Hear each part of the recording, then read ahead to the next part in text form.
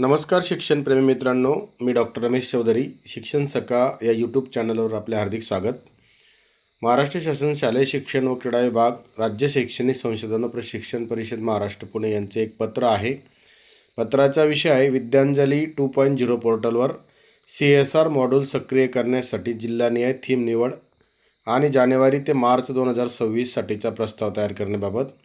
यासाठी काही संदर्भ आहेत. शालेय शिक्षण व साक्षरता विभाग नवी दिल्ली यांचं पत्र आहे 8 जानेवारी 2025चं. शालेय शिक्षण व साक्षरता विभाग नवी दिल्ली यांचा दूरध्वनी संदेश 6 जानेवारी 2026चं. आणि माननीय आयुक्त शिक्षण महाराष्ट्र राज्य यांच्या बैठकीतील निर्देश. तर या विषयानुसार शालेय शिक्षण व साक्षरता विभाग नवी दिल्ली यांनी राष्ट्रीय शिक्षण धोरण NEP 2020मध्ये त्यातील लक्ष्य साध्यतेच्या दृष्टिकोनातून लोकसहभाग आणि खाजगी क्षेत्राच्या सक्रिय सहभागाची आवश्यकता विशद केली आहे. यामुळे विद्यांजली 2.0 पोर्टल कार्यान्वित करण्यात आला आहे आणि विद्यांजली 2.0 अ व्हॉलंटरी मॅनेजमेंट प्रोग्राम हा कार्यक्रम शाळांकरिता सहाय्यभूत असून या दृष्टीने शिक्षण मंत्रालय भारत सरकार नवी दिल्लीद्वारा सदरील कार्यक्रमाच्या बाबत मार्गदर्शक सूचना तयार करण्यात आलेल्या आहेत. शालेय शिक्षणाचा दर्जा वाढवण्यासाठी लोकसहभागाची अत्यावश्यक भूमिका आहे. त्यामुळे विद्यांजली 2.0 हे देशभरात दर्जेदार शिक्षणासाठी आवश्यक असलेल्या संसाधनांचे एकत्रीकरण करण्याचे एक प्रभावी माध्यम आहे. NEP 2020मध्ये सुद्धा शालेय शिक्षण प्रणालीमध्ये लोकसहभागाचं महत्त्व देखील नमूद केलं आहे. त्यामुळे शालेय शिक्षणाची गुणवत्ता वाढवायची असेल तर लोकसहभाग आणि स्वयंसेवी सहभागाला प्रोत्साहन देण्यासाठी शालेय शिक्षण व साक्षरता विभाग शिक्षण मंत्रालय यांनी एक स्वयंसेवक व्यवस्थापन प्रणाली विकसित केली आहे. त्याचं नाव आहे 2.0 विद्यांजली 2.0. तर यात अंतर्गत भारतीय नागरिक, अनिवासी भारतीय तसेच नोंदणीकृत संस्था या शासकीय आणि काही खाजगी अनुदानित शाळांना कोणताही मोबदला मानधन न घेता सेवा प्रदान करू शकतात. तसेच शालेय गुणवत्ता विकास कार्यक्रमात सहभागी घेऊ शकतात हे नमूद केलेलं आहे. एक महत्त्वपूर्ण गोष्ट आहे की विद्यांजली 2.0मध्ये भारतीय नागरिक असतील किंवा NRI असतील किंवा काही नोंदणीकृत संस्था असतील तर त्या शासकीय आणि अनुदानित शाळांना हे सेवा मानधन मोबदला देऊ शकतात. कृतिशील ज्येष्ठ नागरिक, माजी विद्यार्थी, स्थानिक समुदायातील व्यक्ती, शिक्षित, स्वयंसेवक, निवृत्त वैज्ञानिक, शासकीय निमशासकीय अधिकारी कर्मचारी, सशस्त्र दलातील व्यक्ती, गृहिणी, साक्षर व्यक्ती शाळांच्या विनंतीनुसार स्वयंसेवक म्हणून काम करू शकतात. तज्ज्ञता क्षेत्र, योगदान, सेवा, कृती, मालमत्ता, साहित्य, उपकरणे, प्रशासक या क्षेत्रामध्ये आपली सेवा प्रदान करू शकतात. म्हणजे माजी विद्यार्थी काही विशिष्ट सेवा किंवा काही मालमत्ता किंवा साहित्य देऊ शकतील.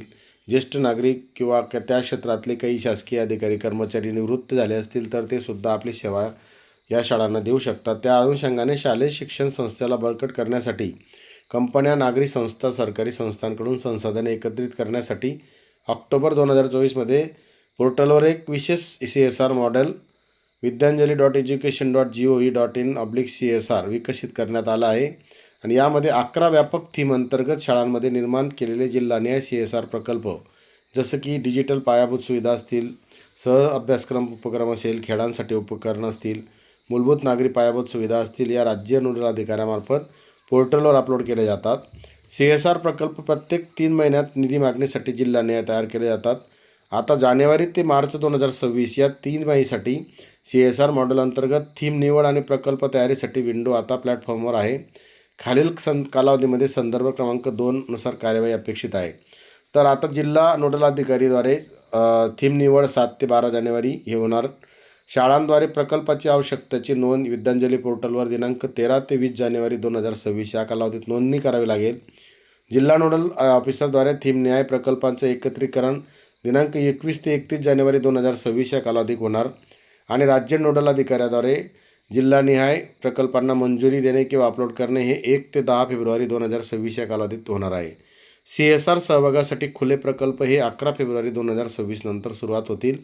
तर उपरोक्त संदर्भ क्रमांक 3 नुसार माननीय आयुक्त शिक्षण यांनी जे बैठकीमध्ये निर्देश दिले त्या जिल्हा नोडल अधिकारी यांनी डिजिटल पायाभूत सुविधा आणि सह अभ्यासक्रम उपक्रम यासाठी तसेच खेळांसाठी उपकरणे या 2 थीमची निवड करून त्यावर आधारित प्रस्ताव तयार करण्यासाठी शाळांशी सक्रियपणे समन्वय साधण्याविषयी कळवण्यात आले होते. तथापि काही जिल्ह्यांनी यापूर्वी उपरोक्त थीमची निवड केली नसेल तर या तिमाहीत करून घ्यावी. तर या तिमाहीसाठी आहेत डिजिटल पायाभूत सुविधा, सह अभ्यासक्रम उपक्रम आणि खेळांसाठी उपकरणे ही या 2 थीम आहेत.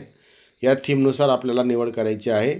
ज्या जिल्ह्यांनी निवड केली नसेल त्यांनी यात नोंदणी करण्यासंदर्भात पण प्रक्रिया देण्यात आलेली आहे आणि हे सर्व काम आपल्याला करायचं आहे। यासाठी जर काही अडचण असेल तर राज्यस्तरीय नोडल अधिकारी यांचा मोबाईल क्रमांक या पत्रात दिलेला आहे। तर विद्यांजली 2.0च्या संदर्भातलं कामकाज शिक्षक आणि मुख्याध्यापक आणि संबंधित अधिकारी यांनी करावं असं यात नमूद केलेलं आहे।